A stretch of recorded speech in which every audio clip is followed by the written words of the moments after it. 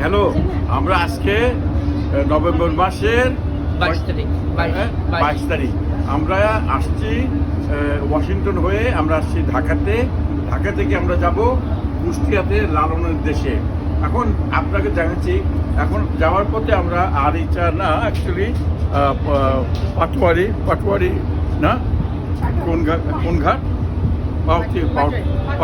পাটুরিয়া ঘাটে আসে এক পদ্মা নদী। দেখেন এই পদ্মা নদীতে ফেরিতে আছি।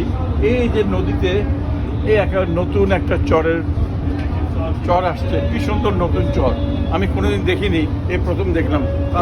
নৌকাগুলি দেখছেন, কত সুন্দর চরের নৌকা আছে, ওখানে যাওয়া যাবে। তো আপনাদেরকে আমি এখন নিয়ে যাচ্ছি, আমি আপনাদেরকে দেখাবো আমি কিভাবে এই ফেরিকে দৌলতপুরের দিকে নিয়ে যাবো। আসলে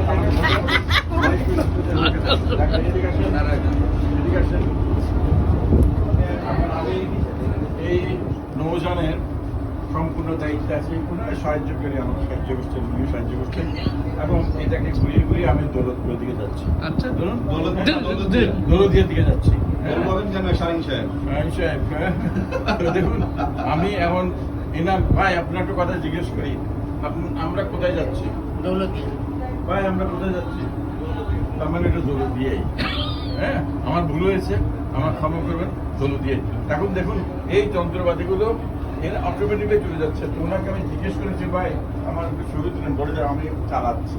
তো এটার মধ্যে এটা আছে না, ওই বাচ্চাদের ওই যে জয়স্টিক, এটা জয়স্টিকের মতো। আমি বলছি এই চাকরিটাকে আমাকে দেওয়া যায় না, বসে বসে প্রাকৃতিক সৌন্দর্য দেখবো এবং এখানে করবো। তো আমার এইবারের এই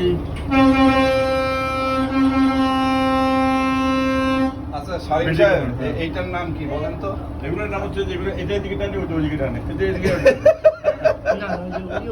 ওই গাড়িটার ওই নৌকাটাকে সরানোর জন্য হর্ন দিল। ও আচ্ছা ওই আচ্ছা যে একটা নৌকা যাচ্ছে। আচ্ছা, ওই জোরে চালাই ওর কাছে হবেন না। তো দেখুন এই একটা নৌযানের একটা অপারেশন, এবং এখানে যারা যারা আছেন তারা হয়তো হাসছে যে এই বাংলা কি বলে, কিন্তু ব্যাপারটা হচ্ছে এটা একটা সুন্দর নৌযান, আমার ভালো লাগছে, পানটা দিচ্ছে। ধন্যবাদ। এবং ভিডিও ধারণা আছেন আমাদের প্রিয় রবি ভাই।